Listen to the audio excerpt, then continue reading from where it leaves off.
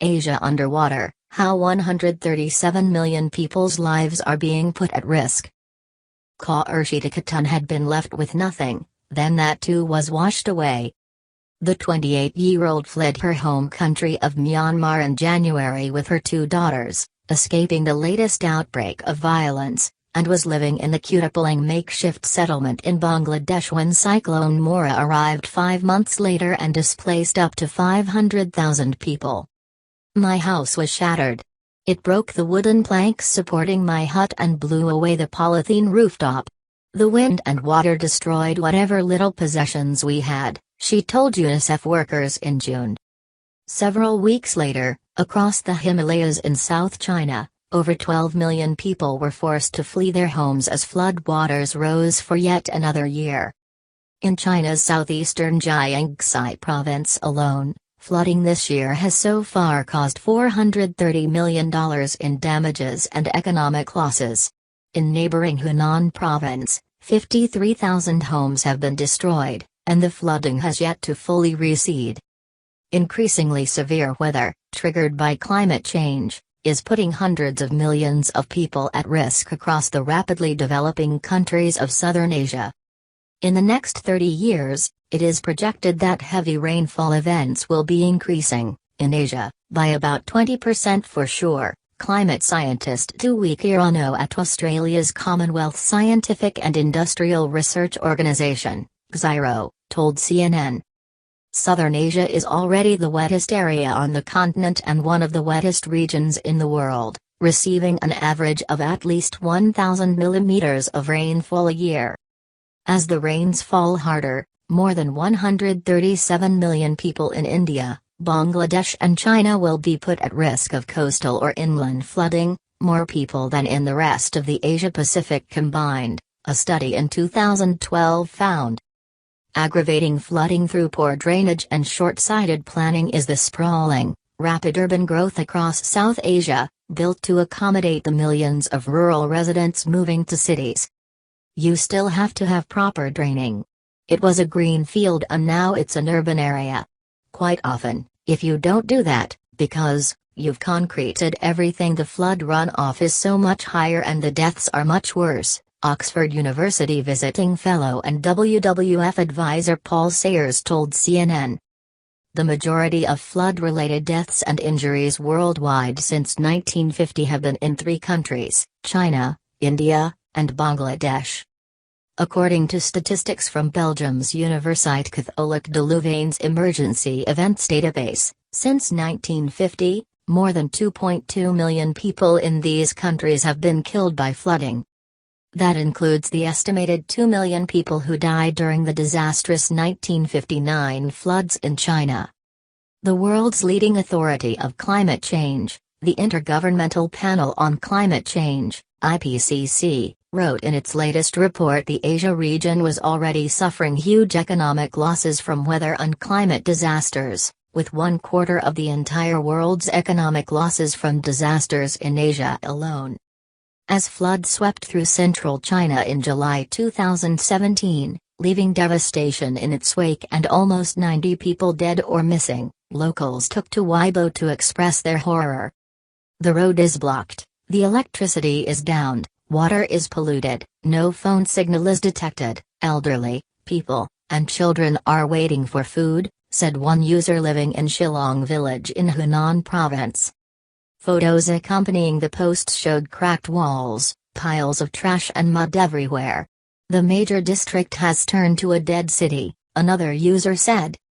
Almost every year in the past decade, more than 1,000 people have died in China, India and Bangladesh from flooding, according to the database, and millions of dollars in damage has been done. Floodplains. The problem centers around 3 of the great Himalayan rivers of South and East Asia, the Ganges, Brahmaputra, and Yangtze. About 500 million people, or 50% of the population in India and Bangladesh, and about 300 million people, or about 25% of the population of China, live within the flood basins of these 3 rivers. Taken together, the 3 waterways support an estimated 14% of the world's total population. In China alone, The enormous Yangtze floodplain, full of fertile soil and easy river access, is responsible for about 40% of China's GDP.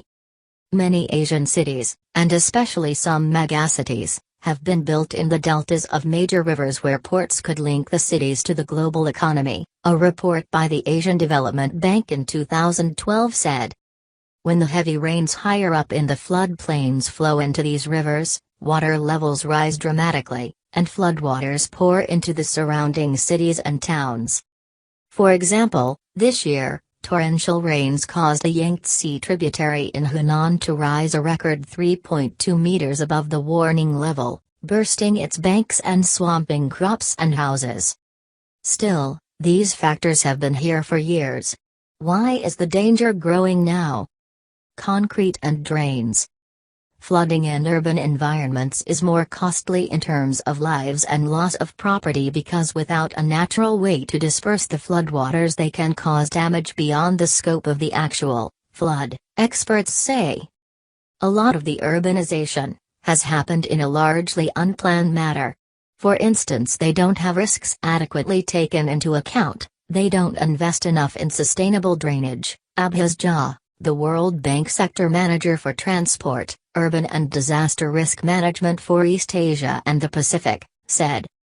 Of course, the huge rush of rural residents to China and India's cities hasn't helped, as cities expand deeper into floodplains and build hurriedly to accommodate their citizens. When Mao Zedong, the founder of the People's Republic of China, died in 1976, just 17% of the country lived in major cities. As of 2016, according to the World Bank, it is now over 56%.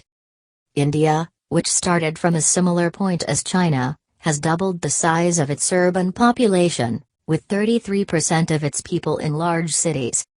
City-level decision-makers now love concrete. They like to invest in hard infrastructure, but what we realize is that part of the problem of urban flooding is that you need to get the balance right, Jha said. As natural drainage, such as open green spaces and wetlands, are covered in cityscapes and replaced with inadequate artificial alternatives, heavy rain has nowhere to go. And the rains are getting heavier. The dangerous climate. Jha said if you want to see evidence of the effects of climate change, just look back 5 years in Asia. Mumbai, Shanghai, Hanoi, Beijing, Phnom Penh, every major city in Asia has had a major flooding event, so there's no doubt about it that the situation is getting worse, he said. The expected impacts of climate change on the world's weather are well documented. Hotter temperatures, higher sea levels and heavier rain should all be expected, Kirano, the Xyro expert, said. But rather than more days of rain in a year, she said climate change will just cause more severe, torrential rainfall. A heavy rainfall event means unusually high precipitation over the course of 1 day or 1 hour, which increases the chances of flooding, she said. Of course, heavy rainfall does not cause floods per se, because it depends on the topography and the infrastructure of the city. It isn't just the initial floods which could put lives in danger across Asia, Kirano said. The aftermath could be just as deadly. It could be waterborne diseases which like having high temperatures because 1 degree or ½ degree will make their environment livable, she said. But climate change may not even be driving the most severe flooding in Asian metropolises, new research suggests. Not changing fast enough. Both local and regional changes will be needed if increasingly severe floods across southern Asia are going to be avoided in the future, all experts agreed. For large established cities there are 2 options, according to Jha: physical infrastructure to keep the water away from citizens and preventative measures to keep people away from the water. Preparedness, early warning systems, green infrastructure, things like that. We've found that early warning systems are perhaps the best investment that a country and a city can make, he said. $1 invested in early warning systems can save $4 to $8 in avoided losses later on. It isn't likely to come cheap. A study in 2010 found it would cost more than $2.6 billion to adequately protect Bangladesh's roads, railways and drainage systems. But government officials have already attempted to mitigate the threat of extensive flooding in a number of ways, including China spending billions of dollars on a sponge city program, to help the urban sprawl absorb rainwater more efficiently. But, experts suggest local changes won't be enough though, and say flood basins in China, India and Bangladesh need to coordinate across cities to find the best locations for housing and to halt flooding in its path. It isn't ideal to deal with water in urban areas, Jessica Lamond, associate professor in flood risk management at the University of the West of England, told CNN. Instead, Lamond said, cities should, where possible, deal with the water in higher catchment areas and slow its approach into urban areas. Worryingly, WWF advisor Sayers insists not nearly enough is being done to avoid much more death and damage in the future.